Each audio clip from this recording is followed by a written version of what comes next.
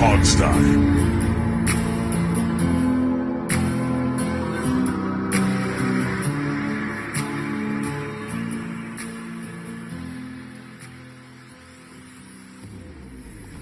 Hey everybody, and welcome to the Hogsty.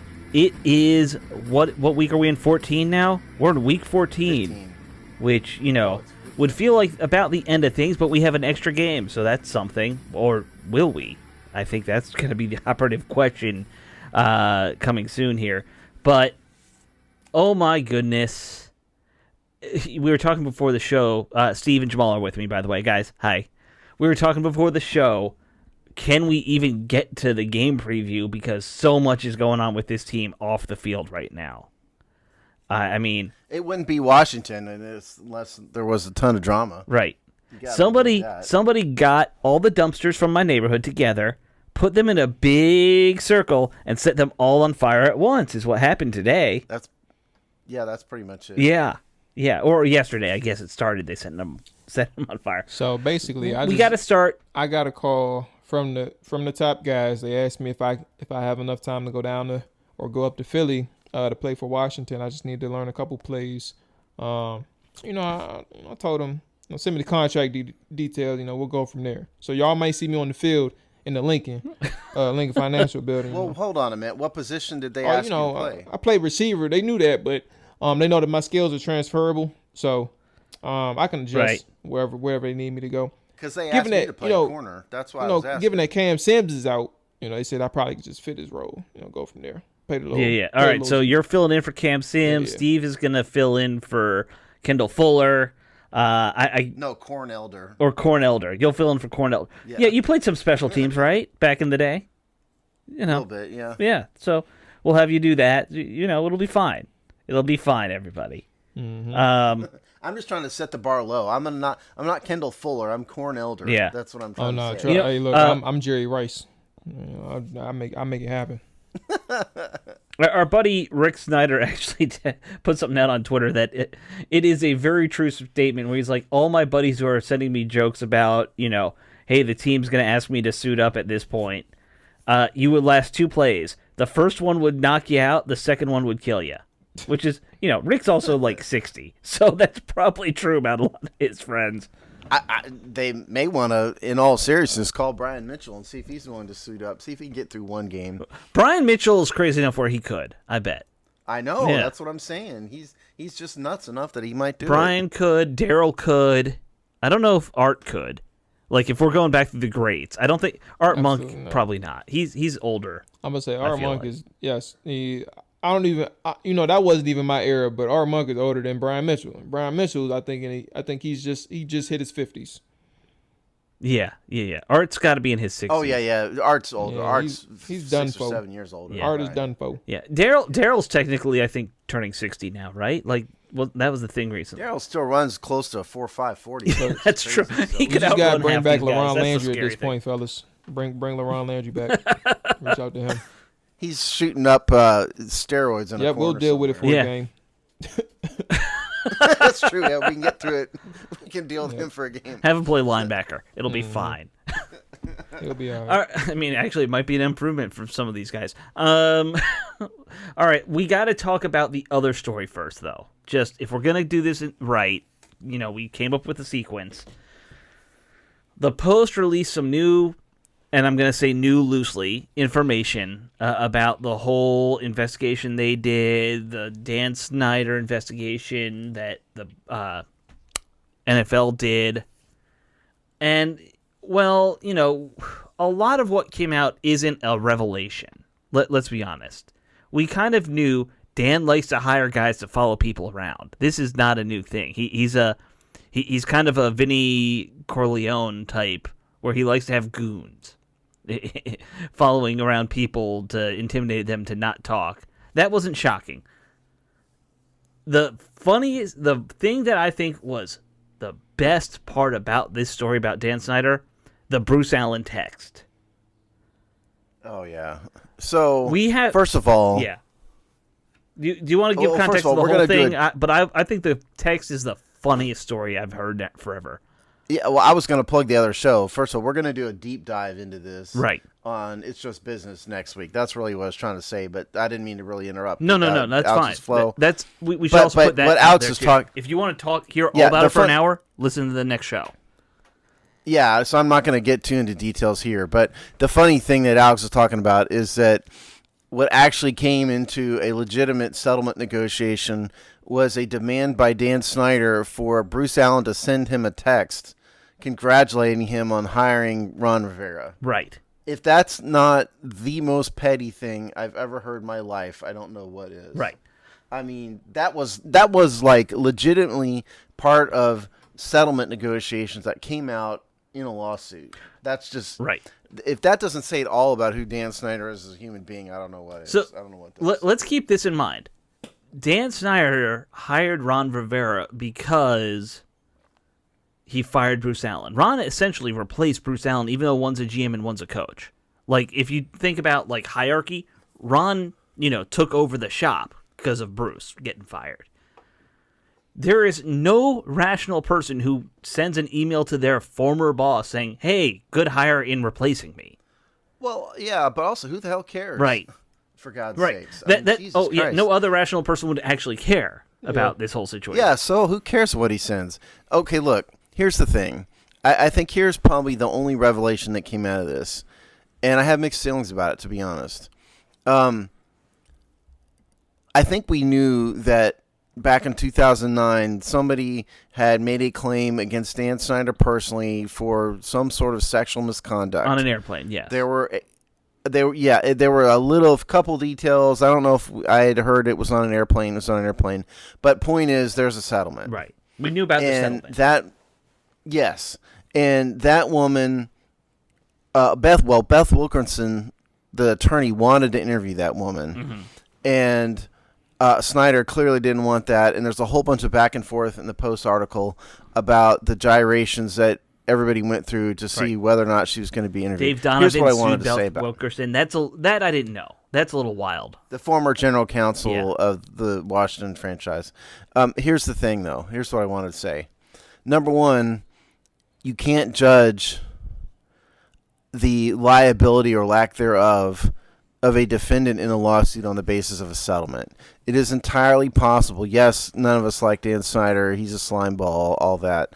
But you cannot judge Snyder's culpability for this based on the settlement. It could be total BS. It could be a complete lie. We don't know. That's number one. And number two, any settlement drafted by an attorney worth their salt will absolutely bar this woman from talking to anybody absent law enforcement or a court. And so it is entirely reasonable for Snyder to expect her not to talk to Beth Wilkinson because it will be prevented. Wilkinson is not appointed by a court. She's not law enforcement. She's just a private attorney doing a private investigation. And so it's entirely reasonable for him to expect not that she is barred from talking to Wilkinson. So the article goes back and forth about allegedly more payments going back and forth, and who knows. But just understand those two things about it. And, if you want to be fair and rational about it, Steve, that's what to take about it. What about the conversation about last summer where they mentioned, I guess in a statement maybe, that they would allow or lift the NDAs for the people to talk to the investigator. Like, what about that? Like, how does that tie into all of the people who were under NDAs and all the people who assume that they can speak to the investigator?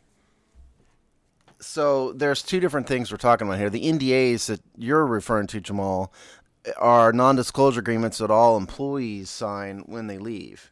What the woman who accused him of harassment has is a settlement paid by consideration in the form of, what was it, $1.9 million? I think 1.6, yeah.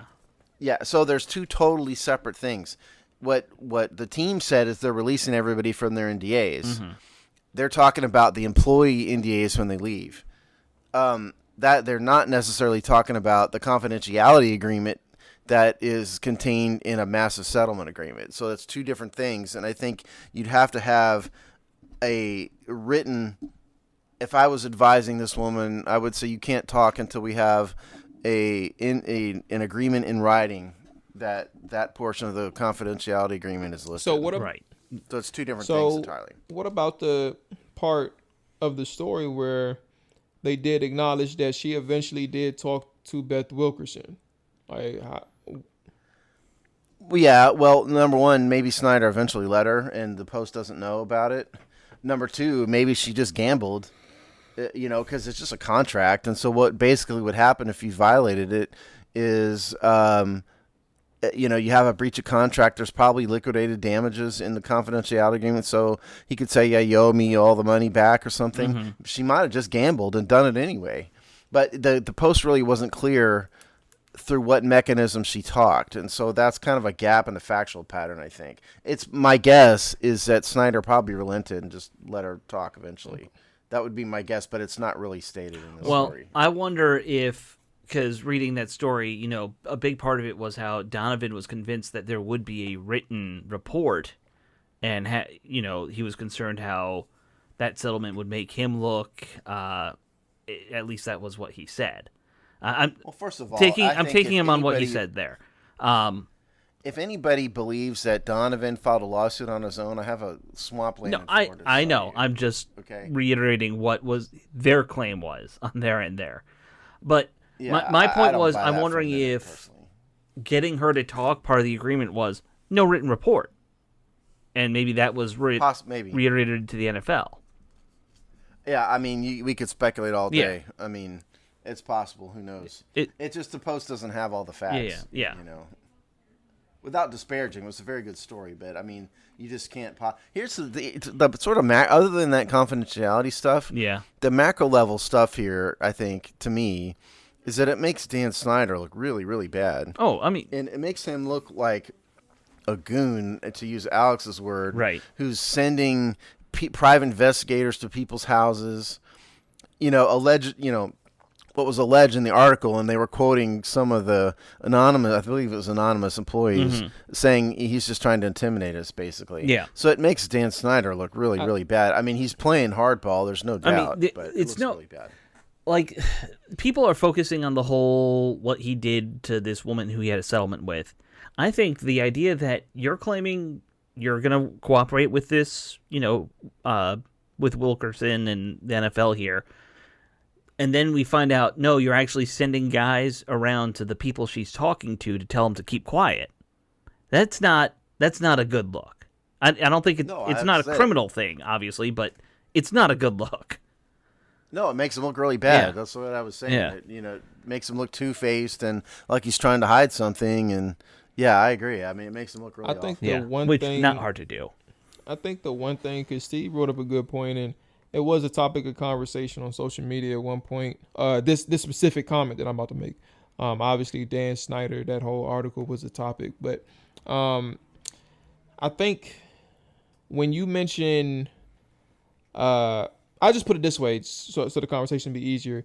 I think what we saw in the Post is a continuance of, while they did gather facts based on conversations that they had, the facts aren't necessarily anything damning. It's more so, now I'm a fail trying to find a proper term to define this, but it's information that doesn't necessarily incriminate anybody, or it doesn't necessarily implicate anything. Like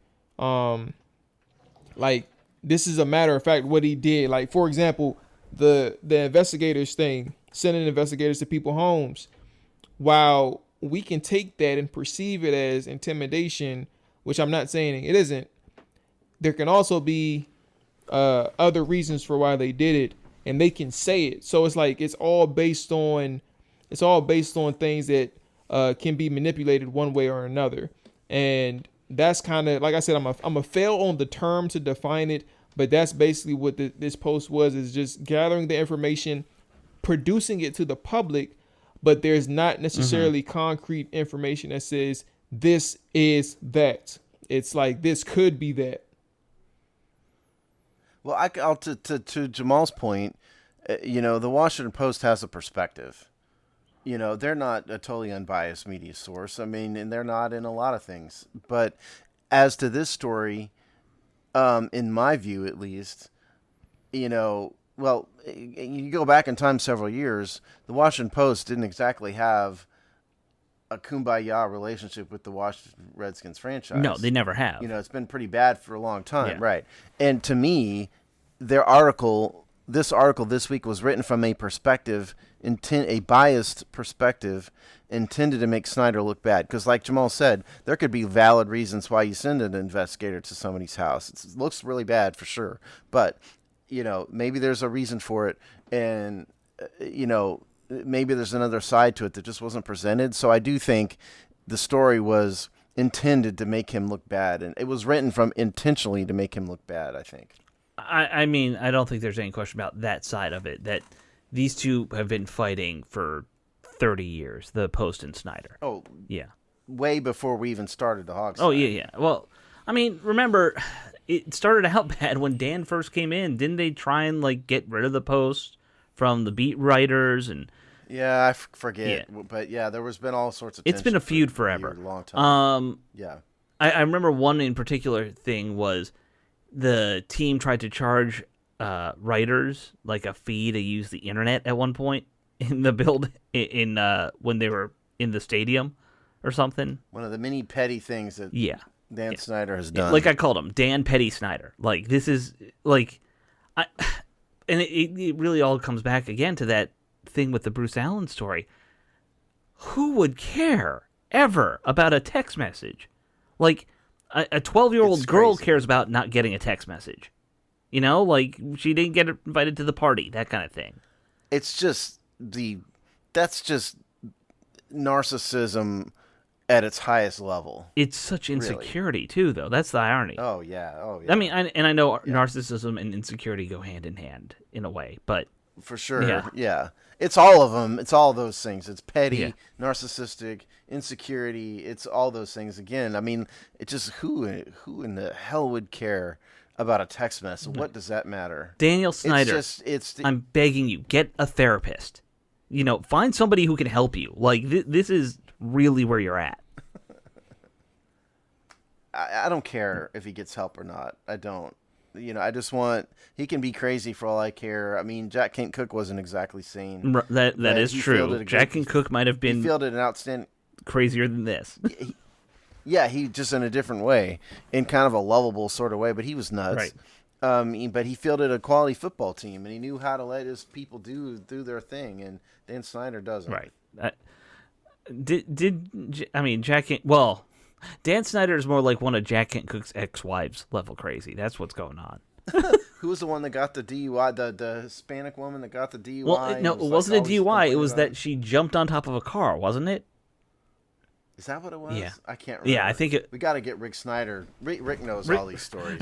Rick wrote them. Yeah, I know. Rick has a whole book about it. Are you kidding me? Yeah. All right, well, we should move on and talk about the other story here in Washington land, because guys, I'll be honest here. I said it just before the show. We have more guys out at this point and not practicing because of COVID and injuries than we had guys practicing today. Here's what I think we ought to do. I'm going to read the whole list. Are you just reading the COVID list, or you want to do the IR list too? I'm going to get both. Okay. We're going to do them both. Because it's been a fluid situation, and there's no point in saying what happened Tuesday and Monday and everything. We're recording this Wednesday night at 9 o'clock. This is where we are. Here's the COVID list.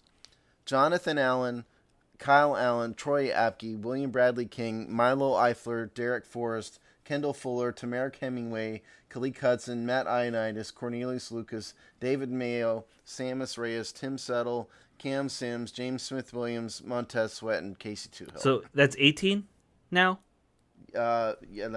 See, my chart tracks this, but I got to track all the way over to column AI for this. Yes, that is 18. We're at 18. Okay. That's 18. Yeah, okay. Now here's the injury list. This is, again, who didn't practice Wednesday. Okay.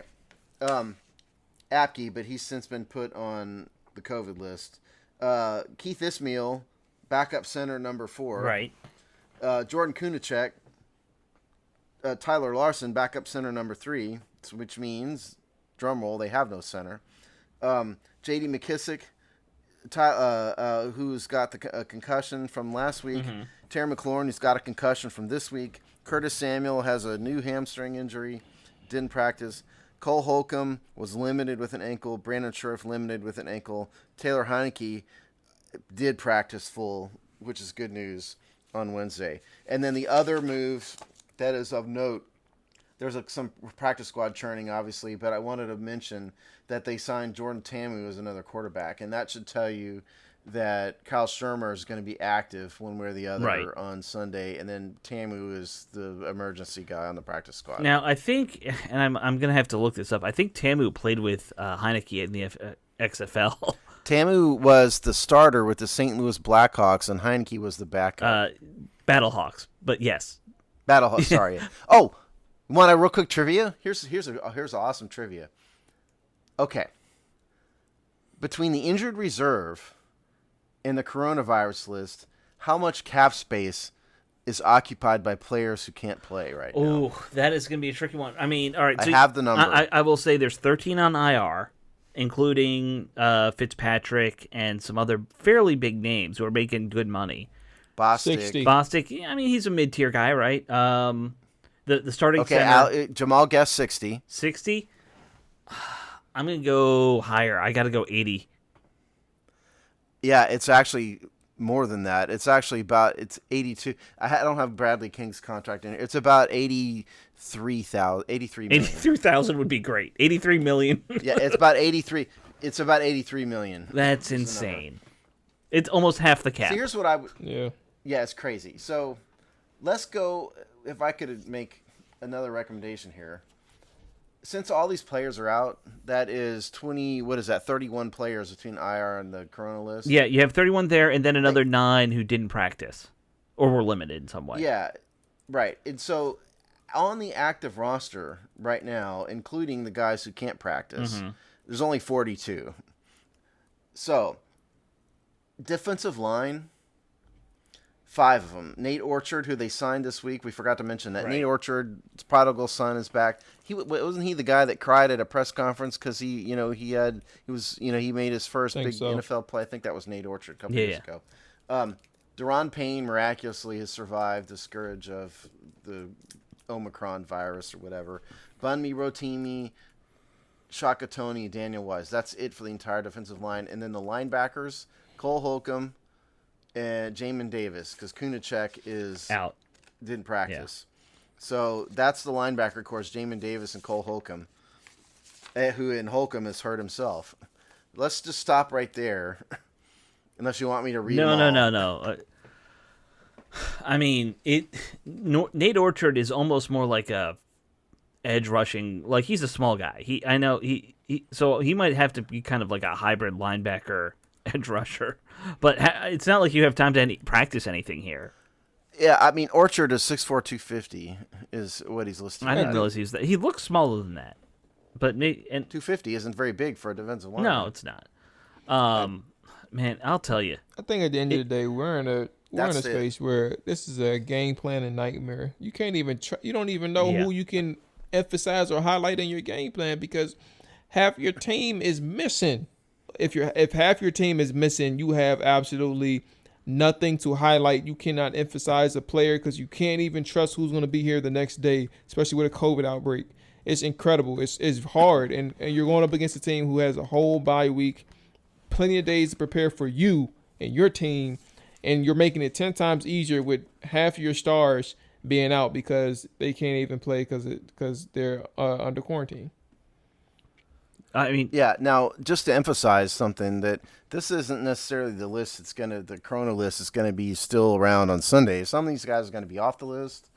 They might be add some more to it. So we don't know if this is the same list. But the NFL has different rules if you're vaccinated and not vaccinated, and it's it's like this many negative tests within this time, and so this is not what we're saying now. Is just today. Right. So some of these guys might be back. It's hypothetically possible. It is possible that some will be back. The rules I think are basically anyone who's not tested or hasn't been vaccinated is a guarantee they're not going to be here.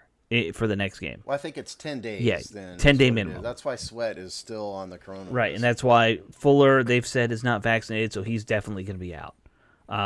Allen, they said, is vaccinated, so he, in theory, could still come back. It's probably unlikely, but he's at least got a shot, you know? And I'd like to say, by the way, that all this is freaking stupid. And they should be treating this like any other illness. And if any of these guys have symptoms, go home. If you don't have symptoms, it's probably fine. But don't get me started. By the way, if I'm keeping count right, this is, I think, Matt Ioannidis' third time catching the coronavirus. It's because he probably doesn't have an illness. He's just testing positive. Yeah, he might be. He might not have nose. it as an active thing, but Correct. I'm just saying this is his third time where he's tested positive in. It's been like, I think it was early, then it was like 6 months ago, and now this is another one. Like, yeah, I think that all by itself ought to tell you how dumb this whole. well, maybe Matt Ioannidis needs to, like, I don't know, stop playing in needles or something. I don't know what he's doing in his free time where he's catching it all the Don't time. get me started. I'm gonna get down a rabbit hole I don't want to go on this show. With this. But yeah, this is going to be I a problem. Linebackers are the biggest problem. What linebackers are who's going to be the linebackers? Can you have Jamin Davis and Cole Holcomb? That's as the it. only Yeah, linebackers no. for the entire game. I don't know if you can do.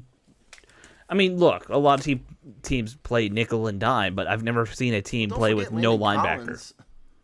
Yeah, I mean, Landon Collins is hurt, is he not? He's not on. He's hurt. I not don't on think the he's injury injured. list. He's out, but he's hurt. Yeah, but he's not on the injury list. Yeah. So I mean, I guess you have Collins as the de facto third linebacker. Yeah, or you move Cam Curl around, or DeShazer Everett around, or I know that it's not ideal, but at least they're bigger. Well, they're not as big as Collins, but they could do something maybe. I think to tie this into the Eagles obviously, if you don't know this, are a massive rushing team. Yeah. Okay. They are number 1 in rushing yards in the NFL, Right. and number 3 in rushing yards per attempt, and a huge part of that is Jalen Hurts. Although, isn't he Jalen injured Hurts is too? their leading I saw rusher. somewhere that he was injured. Yeah, Eagles injury report: Barnett, the defensive end, Fletcher Cox, Jalen Hurts has an ankle, and Jason Kelsey has an ankle, and Miles Sanders has an ankle. All those guys are limited, though. They all practice, so you have to assume they're probably all going to play. But Jalen Hurts is their leading rusher. Right. And that's why they're leading the NFL in rushing. And so what do we have? We have a severely depleted defensive line, severely depleted linebacker core against a team that we desperately need a strong front seven. Yes, that's true. I mean, and we just don't have it. I have no idea. They're gonna have trouble just fielding a team, if this gets any worse. So, Oh yeah, that's. well, they're gonna have some unknown street free agent on the roster. I mean, they already do. Look, Cornelius. Well, and you have. I was about to say Cornelius Lucas is out, Go ahead, man, Joel. and Sam Cosmi's already on IR. Yeah. I understand Right. we're going to be we're going to be shuffling the deck at a few positions, but I'm not going to lie to you and sit here and act like I know who the hell is going to be the starting right tackle for Washington against the Philadelphia Eagles. I guess in Sadiq Charles by default. Oh, I guess. I thought he Yeah. was hurt. That's crazy. Okay, so if Sadiq's around, all right. So I guess. That's not necessarily a good thing, but at least he's a warm body. I'm- Maybe they kick Brandon Scherf out to right tackle. That might be a better option. I'm double checking the roster right now just to verify if he's even on. He's on the no. Active? I have him on the active roster. Okay, yeah, he is active. You're right. Of course I am. You don't trust me with this roster? No, I stuff, do. Alex. I'm But yet I'm you're not scrolling trusting through their roster right now, at least on their website. Yeah, okay. So they still list Eric Flowers as an offensive tackle though on their website. I don't understand what the team does. If it were me, I mean, let's talk about this. So, first of all, they have no center. That's a huge problem. Right. Keith Ismail didn't practice Wednesday. Tyler Larson didn't practice Wednesday. They have some guy named Larson, Todd. I think, is out for the season, isn't he? Yeah, he's got an Achilles. He's listed on the injury report still. They haven't put him on IR yet. So, but yeah, I heard he has an Good Achilles. Lord. So, yeah, so Ismail just says illness. So if he just has the sniffles or whatever, hopefully he'll be back. Right. He can be the center.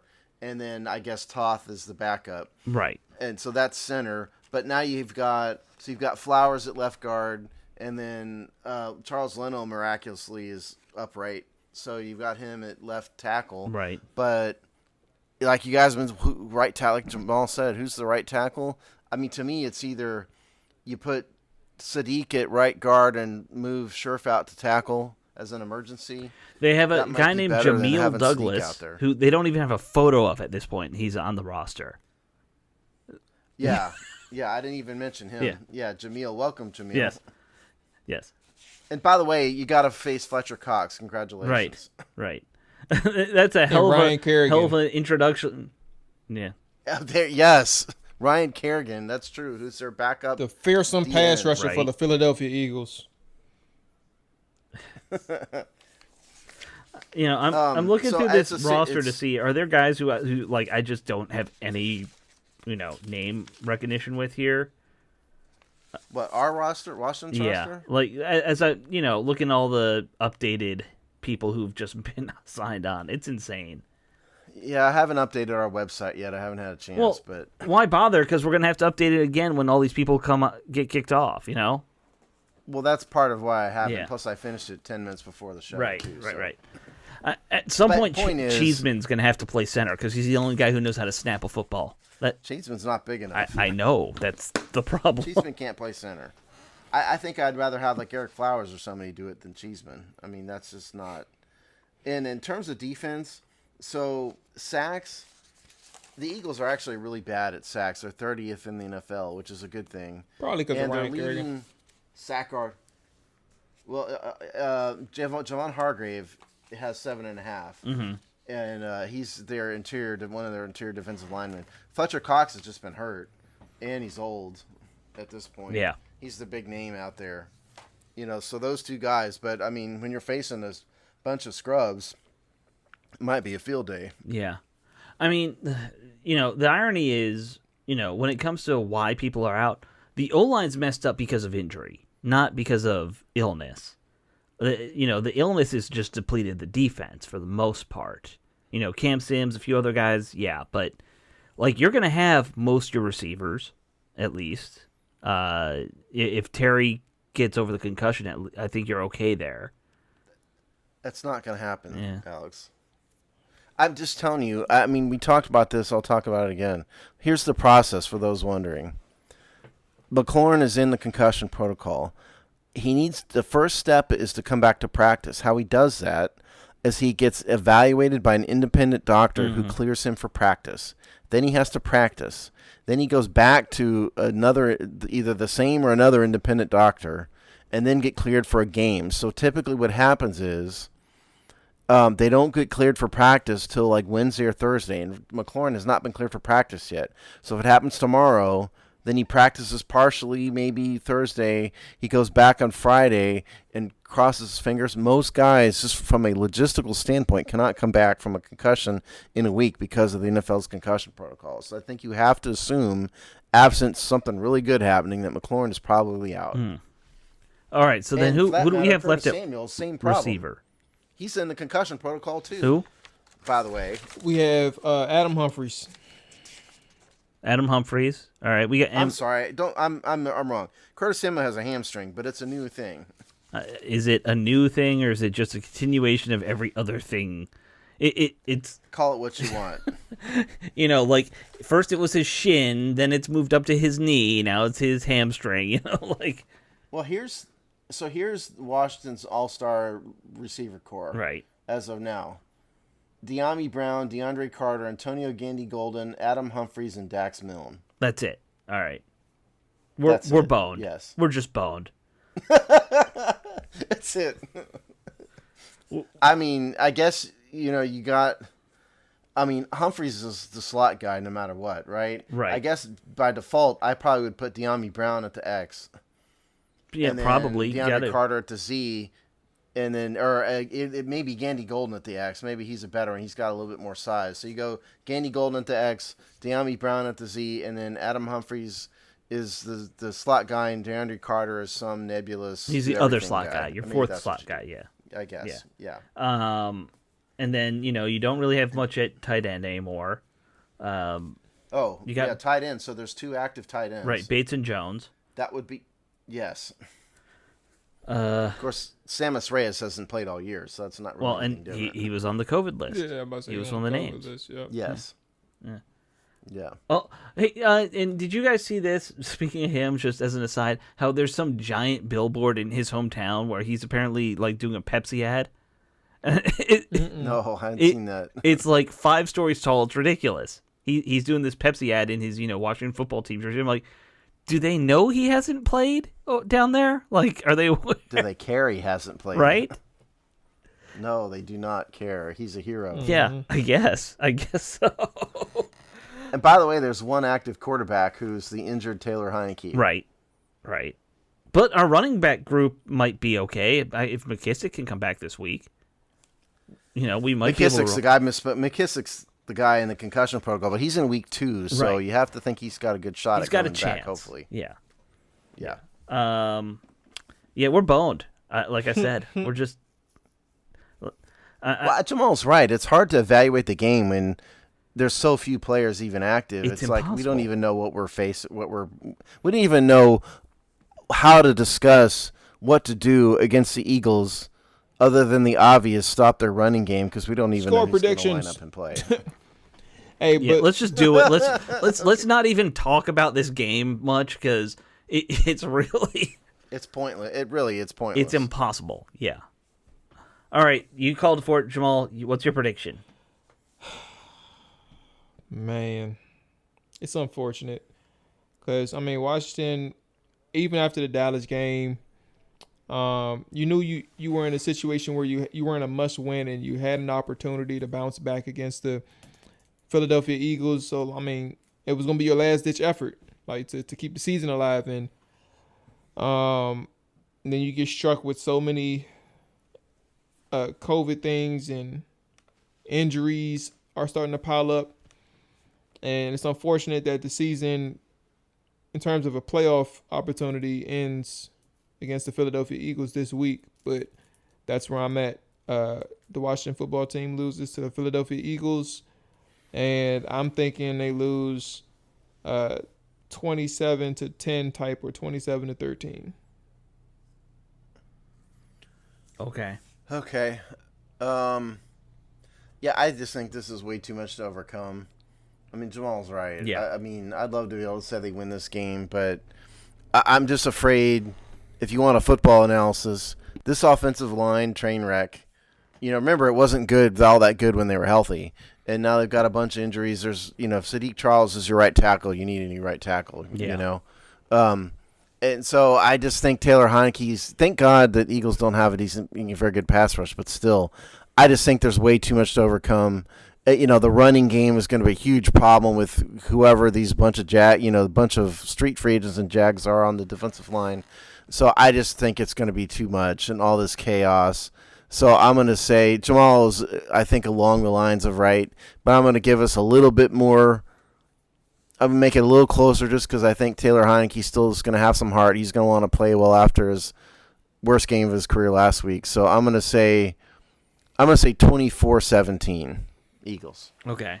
All right. Look, I think, if these teams were both evenly healthy, like, Washington was putting out what they had, for about a month when they were playing okay, they'd have a good shot, and they probably would even be favored. But I'll be honest, if things get much worse, I won't be shocked if this game gets called at this point. No, it's not. That's not going to happen. I know it's probably not, but they're getting not probably. it's getting it. I don't think I've it. seen anything this bad, in a long time in terms of the number of people out.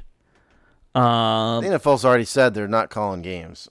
They're just not. No, they said that if it gets bad, they'll make a team forfeit. That's what they said. But they've got 42 active. They can elevate as many as they need to from the practice squad. They're going to have a full team. It's going to be brutal. I think you guys are probably along the right lines in terms of the number. I'm going to say something like 28-14, so not far off from where you guys are. If we were playing a team with a high-powered offense, this would be a 50-10 type blowout. But this is not a high-powered offense. Yeah. The Eagles aren't that good. No. Newsflash, by the way. I mean, we didn't really address this, but Jalen Hurts sucks. You know, I mean, he's a runner, he's athletic, all that, but as a passer, he's not. He's just not all He's there. a younger, I don't think slightly he's ever been better good. version of Taylor Heineke is what he is. A little bit, yeah, a slightly worse version of Taylor Heineke. I mean, he's got a 60% completion percentage. You know, But so I'd say I a just, stronger I arm than. Yeah, probably, but I actually would be starting Gardner Minshew if it were me in the Eagles. But whatever. Mm-hmm. Anyway, point is, this is not a good team, but Washington has just got so many problems right now that you'd be a fool to predict a win. Yeah. This is gonna be And bad. the line as of Monday was -5. Jamal, what's the line right now? I heard it got to -5 -7. Monday. I'm about to say I heard 7, but I could tell you in 2 seconds. Tell you where we at. Yeah, it said, Jamal's Lord, making a bet right now. It said 7. It said 7. It started at 1.5 and it shot up to 7. Yeah, I would say, and- you know what? I hate to say this. Take the Eagles with the points there or whatever, like. Eagles to cover. Yeah. The last thing I'll say is right before the show, I went and pulled my 2019 draft notes because I had Jordan Tamu as 13th and last in my rankings. Yeah. And my one note I had on him, I said NFL size and arm strength, quality runner, very inconsistent, can't read the field. So that's what I said to myself into the world about Jordan Tamu. Yeah. So Yeah, that sounds about right. whatever that's worth. I remember watching him play for the Battlehawks, so that's about it. You were the only one who ever watched the Battlehawks. No, the Battlehawks had like a 30,000 average fan attendance. They were doing pretty good.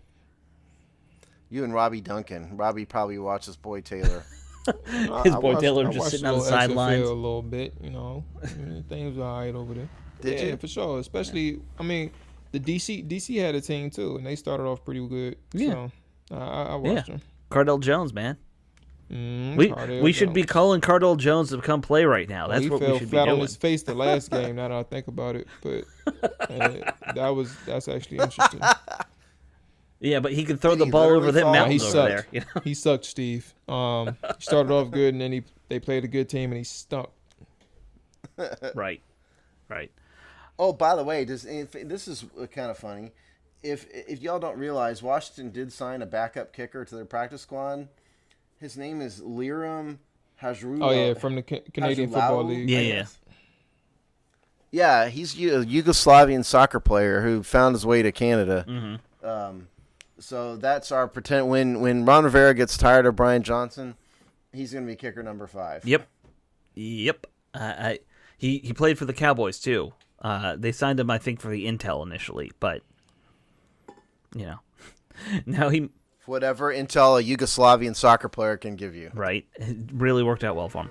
All right, guys, we'll talk after this bloodbath of a game. It's gonna be awful. Just start drinking early, folks. That's all I'll tell you. Have more than one sun kissed. All right, later, guys.